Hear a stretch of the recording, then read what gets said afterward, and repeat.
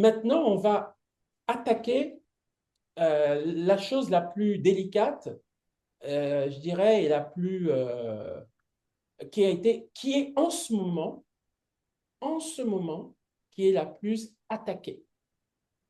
Beaucoup de gens, même des chrétiens connus, même des chrétiens, attaquent ce que nous allons voir maintenant, attaquent cette doctrine. C'est-à-dire qu'il y a des gens qui pensent que Dieu, même des chrétiens, que Dieu n'est pas en trois personnes, que la Trinité, c'est-à-dire un Dieu en trois personnes, ça n'existe pas. Il y a des gens qui croient ça. Il y a des gens qui croient que le Père, le Fils, le Saint-Esprit, c'est une seule personne.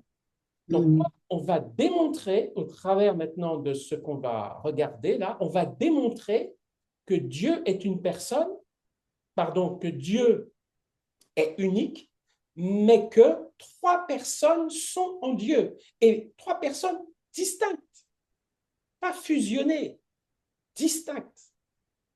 D'abord, on va regarder, donc, je dis ici que notre Dieu est une pluralité de trois personnes. Alors, dans Genèse chapitre 1, verset 1, alors il faut être extrêmement attentif là. Dans Genèse chapitre 1, verset 1, il y a un verset, ça commence comme ça, les premières paroles de la Bible commencent avec cette phrase. Au commencement, Dieu créa les cieux et la terre. Ça commence avec cette phrase. On s'aperçoit que dans le texte hébreu, puisque l'Ancien Testament a été écrit en hébreu, le mot Dieu créa, en fait, c'est le mot Elohim, suivi du mot bara. Ça, c'est très important. C'est de l'hébreu. Hein? Elohim, ce n'est pas un singulier.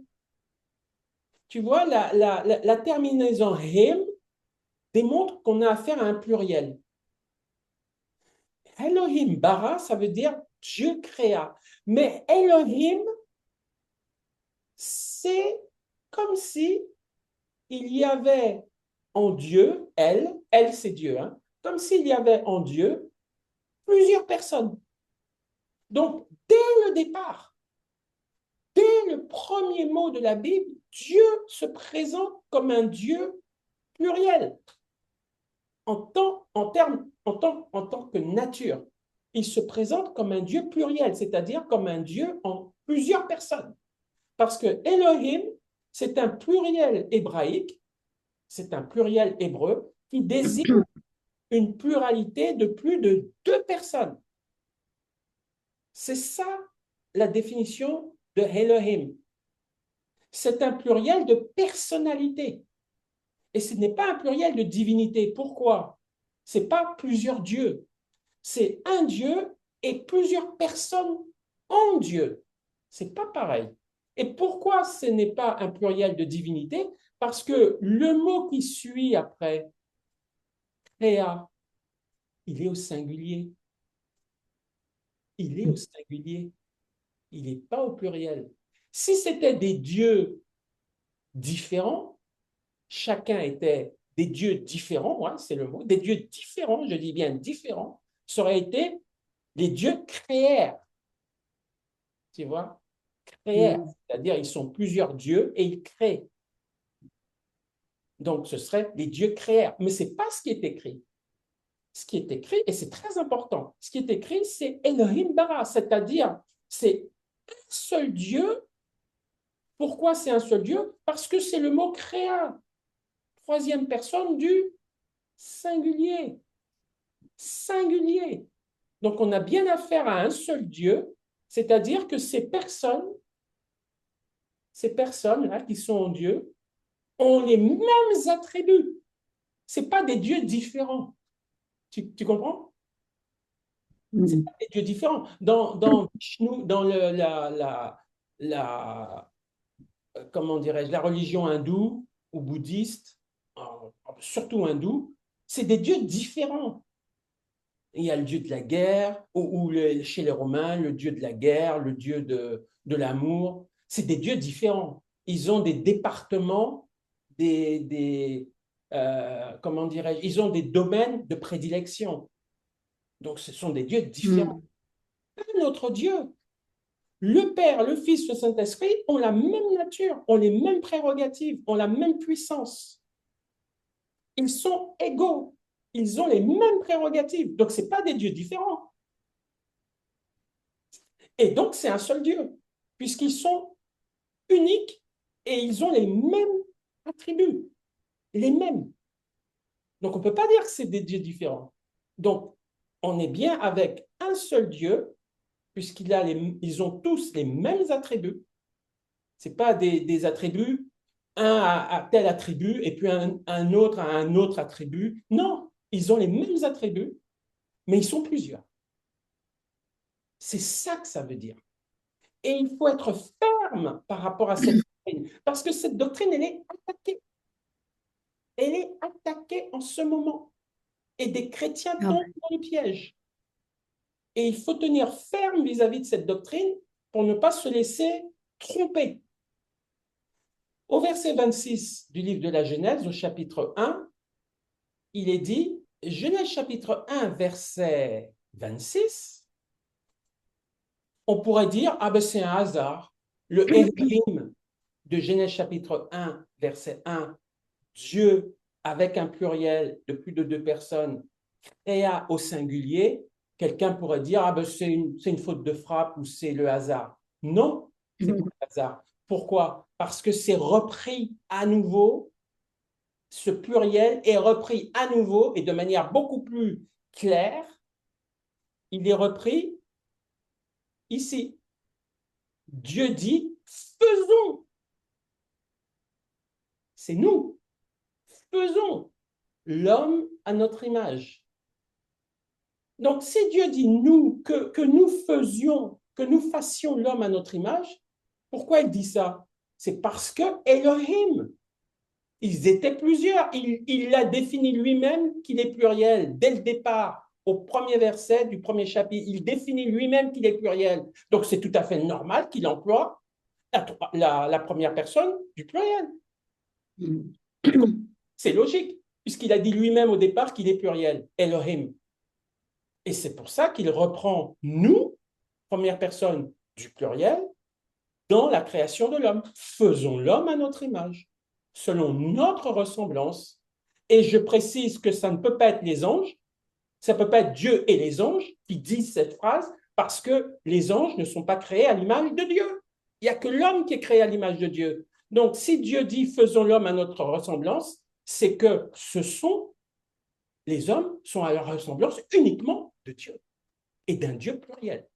Les anges n'ont rien à voir là-dedans. Parce que si on était à la ressemblance, comment dirais-je, parce que si Dieu, nous sommes créés à l'image de Dieu, nous ne sommes pas créés à l'image des anges. Il n'y a que l'homme qui est créé à l'image de Dieu. Donc, ce faisons-là, ce nous, c'est Dieu. Ce n'est pas Dieu et les anges, c'est que Dieu. Parce qu'il n'y a que Dieu par lequel on est à la ressemblance. Pas les anges. Ce n'est pas écrit dans la Bible qu'on est à la ressemblance des anges, c'est uniquement écrit qu'on est à la ressemblance de Dieu. Donc, ce faisons, ce nous-là, c'est Dieu tout seul, sans les anges. Pour ceux qui seraient tentés de dire, ce nous-là, c'est aussi les anges qui sont associés à ça. Non, parce qu'on est les seuls à être à l'image de Dieu. Et qu'il domine sur les poissons de la mer, sur les oiseaux du ciel, sur le bétail, sur toute la terre et sur tous les reptiles qui rampent sur la terre. Dieu créa l'homme à son image, donc c'est confirmé. Donc on est bien à l'image de Dieu, donc ce nous qui nous a créés à son image, ben c'est ce Dieu en plusieurs personnes. C'est confirmé. Alors, on va voir que 3 personnes distinctes existent en Dieu. Donc, de facto. Et on va voir que ces 3 personnes, alors c'est vrai, le mot Trinité n'est pas dans la Bible, mais la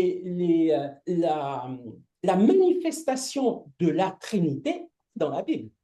Le mot n'y est pas, mais les faits sont là pour dire que c'est de la Trinité. C'est de la Trinité. Alors, on va voir pourquoi.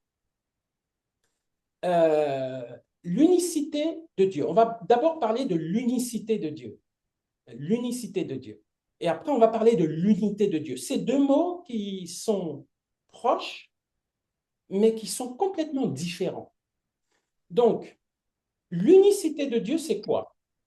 Ça veut dire que malgré cette trinité ou cette triunité, Dieu est unique. Ça veut dire que ces trois personnes sont parfaitement un en nature. Elles ont la même nature, ces trois personnes. Elles ont tous les trois, Père, Fils et Saint-Esprit, les attributs de Dieu. Il n'y en a pas un qui a plus d'attributs que l'autre. Ils ont les mêmes attributs ensemble. Et ils sont les seuls à les avoir. C'est surtout ça.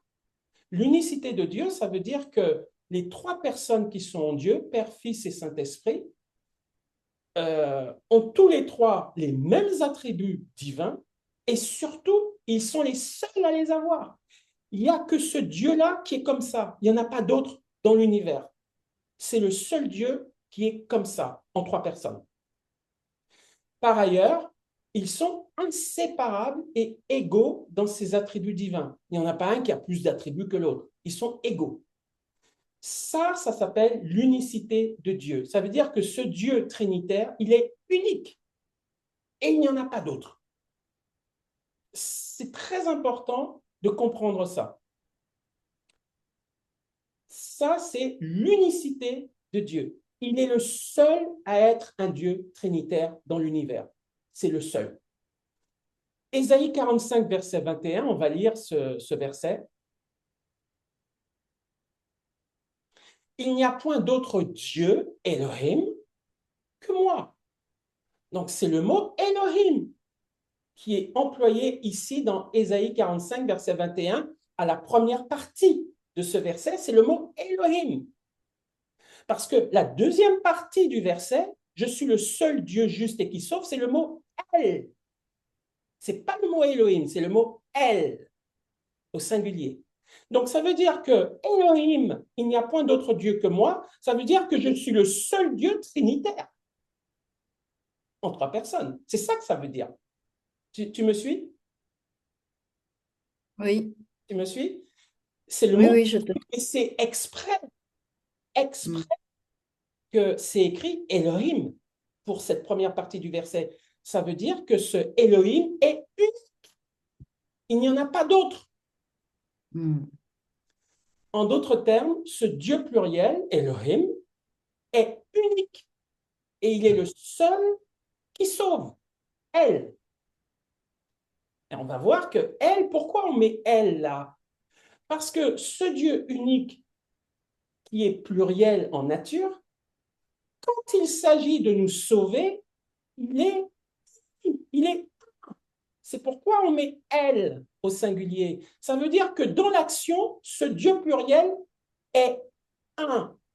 Ils sont ensemble, ils forment une seule, comment dirais-je, ils forment une équipe, c'est ça, elle. Ils sont unis pour nous sauver. Ils forment, comme on dit souvent, ils forment un seul homme. C'est une équipe. Mm. Ils sont dans l'unité pour nous sauver. Ils sont pluriels par rapport à leur nature. En tant que nature, ils sont trois. Mais quand il s'agit de sauver l'humanité, là, ils se mettent ensemble. Ils deviennent un. Ils sont unis. C'est pour ça qu'on met le mot « elle » pour la deuxième partie. C'est très Mm. important de bien comprendre les mots et pourquoi un mot, c'est Elohim et pourquoi l'autre mot, c'est elle. Donc, il est parfaitement uni lorsqu'il s'agit d'agir et de sauver. Elle. Et donc, on va voir justement l'unité de Dieu. Parce que elle, ça ne renvoie plus à l'unicité de Dieu, ça renvoie à l'unité de Dieu. Et effectivement, donc, dans Ésaïe 45, verset 21, la deuxième partie du verset, je suis le seul Dieu, elle, et non Elohim. Je suis le seul Dieu juste et qui sauve. Ça veut dire quoi ça? Ça veut dire que le Père, le Fils et le Saint-Esprit, qui sont des personnes distinctes, parviennent à s'unir et deviennent un en volonté, en unité, en dessein de vouloir sauver l'humanité. Ils s'unissent pour nous sauver. Donc, dans ce verset, nous voyons que les personnalités de Dieu, donc la deuxième partie d'Ésaïe 45, verset 21, ce que je viens de lire là, dans ce verset, nous voyons que les personnalités de Dieu sont relayées au second plan quand il s'agit du plan du salut pour l'homme. Dieu, au niveau de sa nature, est pluriel, mais au niveau de son action, il est un. Le fait que les trois personnes de Dieu soient parfaitement un dans leur intention, leur action, leur motivation et leur pensée indique leur parfaite unité. Malgré le fait qu'ils sont trois personnes, ils sont toujours unis dans l'action. Toujours. Jean 17, versets 21-22, afin que tous soient un, comme toi, Père, tu es en moi et moi en toi, qu'eux aussi soient en nous, pour que le monde croie que c'est toi qui m'as envoyé. Donc tu vois, cette unité, elle est faite pour quoi? Pour le salut, pour que le monde croie. Donc, le Père et le Fils s'unissent pour sauver, pour qu'on croie, pour qu'on soit sauvé. Donc, c'est une unité exprès. Ils se mettent ensemble pour nous sauver. Et moi, je leur ai donné la gloire que tu m'as donnée pour qu'ils soient un comme nous sommes un. Voilà. Alors, ce n'est pas parce qu'on est un avec le Père qu'on est fusionné avec le Père. Moi, je ne suis pas le Père. Le Père n'est pas moi. Jésus n'est pas moi. Mais on est unis dans la communion. On est un. Et pourtant, on est distinct. Donc, il n'y a pas de fusion là-dedans. Il n'y a pas de fusion, comme certains veulent le croire. Ce n'est pas une fusion. C'est une unité d'esprit, c'est une unité d'action. Je ne suis pas le Père. Et quand je m'unis au Père, je ne deviens pas le Père. Donc, il faut bien faire attention à des faux docteurs qui veulent faire croire qu'il y a une fusion là-dedans. Il n'y a pas de fusion. Chacun reste distinct, mais chacun est capable de s'unir pour un but. C'est tout simplement ça que ça veut dire. Jean 10, verset 30, moi et le Père, nous sommes un. Voilà. Donc, ils restent distincts, mais ils sont prêts à s'unir, comme nous, on est unis au Père et au Fils. Pareillement, on est unis à eux. On forme une seule équipe. Moi, le Père, le Fils, toi, moi, on forme une seule équipe. Mais on est distincts. On n'est pas fusionnés. Il faut résister à cette doctrine fausse, hein, selon laquelle on fusionne ou le Père et le Fils fusionnent. C'est faux. C'est faux. Et ça, c'est répandu, cette fausse doctrine, elle est répandue. Et il faut résister à ça, avec la parole de Dieu. C'est la parole de Dieu qui nous permet de contrer cette fausse doctrine. Alors, qu'est-ce qu'on peut dire en résumé?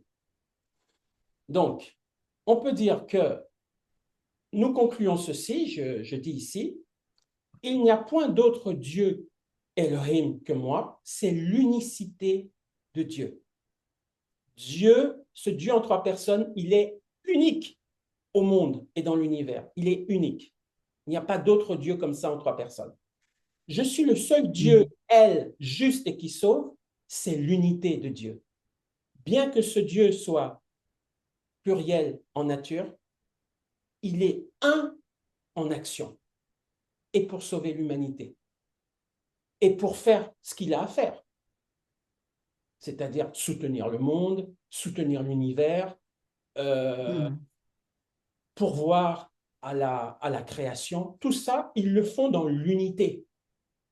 Il n'y a pas un qui fait quelque chose et l'autre qui fait le contraire, etc. Ils sont ensemble, ils sont unis dans l'action. Voilà.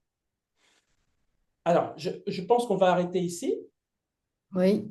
Et on va remercier le Seigneur, tout simplement, pour ce moment de réflexion, de partage. Et qu'est-ce que ce Dieu est grand? Qu'est-ce qu'il est grand? Qu'est-ce qu'il est bon? Seigneur, merci pour ce que tu nous as montré, ta personne, ton caractère, ta nature, ton action. Oh Seigneur, et nous voulons nous prosterner devant toi, notre Dieu, en trois personnes, Père, Fils et Saint-Esprit. Nous voulons te bénir, nous voulons te glorifier, nous voulons exalter ta gloire éternelle. Et nous sommes un avec toi, comme tu es un avec le Père, nous sommes un avec toi, Seigneur. Et nous t'adorons et nous te bénissons. Nous te prions, Seigneur, de toucher les cœurs aussi de ceux qui ne te connaissent pas encore, afin qu'ils te rencontrent et que leur vie soit changée, soit transformée. Et Seigneur, à toi toute gloire, tout honneur, toute majesté. Nous sommes ce que nous sommes et malgré nos imperfections, tu as bien voulu descendre, nous visiter, nous aimer, nous sauver. Alors pour tout ça, Seigneur, nous te disons merci et nous te rendons gloire au nom de Jésus-Christ. Amen.